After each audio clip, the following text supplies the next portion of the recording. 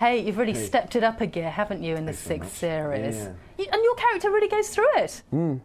I think one of the successes of doing a sixth series, I think the reason why it survived so long is because the lead character is different because he is clumsy, because he's socially inept, but he's got this amazing insight into human behaviour. And I love the fact that the police ask Tony to come to them, because that's going to cause conflict immediately. You know, people aren't going to like the fact that someone from the outside is being brought in to solve what they're supposed to be doing. And I think there's a real sort of sense of conflict there between one of the departments, but also I love the fact that he may endear himself to others, like Simone's character. And there's a big arc, isn't there, a story arc in this latest series where you're facing this sort of cannibal. Yeah. I mean, you know, we try and bring the changes throughout the series, and one thing we've never done with the series is to have the hunter hunted. And what we have in this sixth series is someone who Tony's put behind bars, wreaking revenge on Tony, escaping from behind bars, and then pursuing Tony to possibly the death. So that's something we've never done before. You know, when you were researching this character originally, didn't you speak to a profiler in Oxford? Yeah, I mean, I'm not a method actor. If I see method actors, I tend to put a sign out saying "danger, actor at work." You know, I don't like the smell of someone taking it too seriously. But for Tony Hill, I met a lovely guy called Julian Boone, who's a revered clinical psychologist who is an expert on behaviour. And I just thought it was lovely the day I met him that he got off a bus and he carried his life in a blue bag. And I said, "What's in the bag?" And he went, "My life." And I went, "Please, I've got to nick that." And I said, you know, plagiarism is the greatest form of flattery. So we used that, and he just said the most insightful things. Like, never underestimate it when your grandmother said, "I always knew he'd grow up to be a bad un," because she was probably quite right. So trust your instincts. Yeah, trust your instincts. And, you know, that's what Tony Hill is about instinct. Tell me about your character, how it's developed over the past six series, and working with Simone Labib's character, Alex. She is a joy to work with, and we just have such fun on set. It's real fun. Honestly, I am not a clinical psychologist. I am Robson Green, the actor, and a job I love, having fun with Simone and Mark and Emma Handy, Mark Leather and Emma Handy. Just a great team.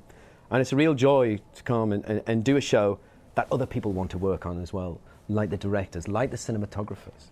And the fact that we film in the northeast of England is an absolute joy. I was going to say, you film in Newcastle. It's a beautiful part of the world. It is beautiful. It is God's country. If there is a God, it is God's country. It's untouched, and I adore it. And it's nice for you to be with your family as well up there when you're filming. It is, or sometimes not, because my mum is my greatest critic. But sometimes when I take my mum on the film set, she's like, "You having to do it again? Because you got it wrong, didn't you?" I saw, "Smile more.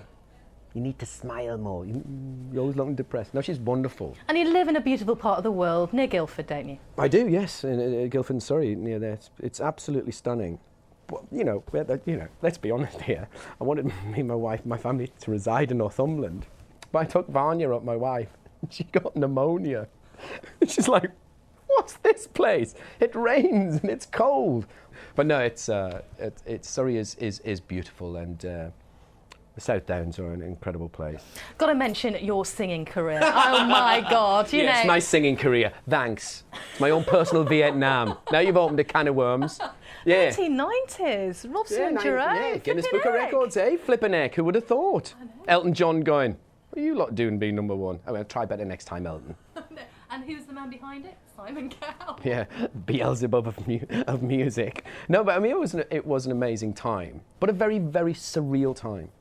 And I knew when I had to leave the music. It was a great time, don't get me wrong. And I met Cat Stevens. Tina Turner was knocking on the door. We're too full, Tina, maybe it's next time. David Bowie. It was great fun. It was really great fun. But we left at the right time. But there was this profound moment on TV. Do you remember Animal Hospital? Yes. Rolf Harris. Woman brings in 2 guinea pigs. What were they called? Robson and Green. Yeah. And Rolf goes, "You all right?" He's going, "What seems to be the problem?" She went, "It's Robson. He's not right, I swear." And Robson guinea pig stumbling around with the Jerome guinea pig going, and they injected the Robson guinea pig and it snuffed it. And it's like that. And she's going, "Robson's dead. Robson's dead." I was watching this. And my mum rang up and went, Have you seen it? It's lovely. All publicity is good publicity, she's saying. Very funny. And Soldier Soldier, people so remember you fondly in that. I mean, that really kick-started your career from Casualty, Soldier Soldier, and then it just went on and up. It was. I mean, you know, keeping it in with Wire in the Blood, Soldier Soldier were about... It was called Army Wives to start with, believe it or not. But it was actually the men who characters you sort of warmed to and you started to care about. So it became Soldier Soldier and it became about Tucker and Paddy and Robson and Jerome. And there was this sort of love affair, really, in a very sort of, you know, male way, and it was very rare to see two men who genuinely had love for each other on and off camera. I mean, I adored the man. He was great, and I think that really showed on the lens. And you know, it's all about caring about the people in front of the lens, and that once you have that off camera, it's very easy to perform in front of it. And when, you know, like me and Simone in front of Robson and Simone, me and Simone in front of the camera. It's just the same. It's great fun. It makes it so easy.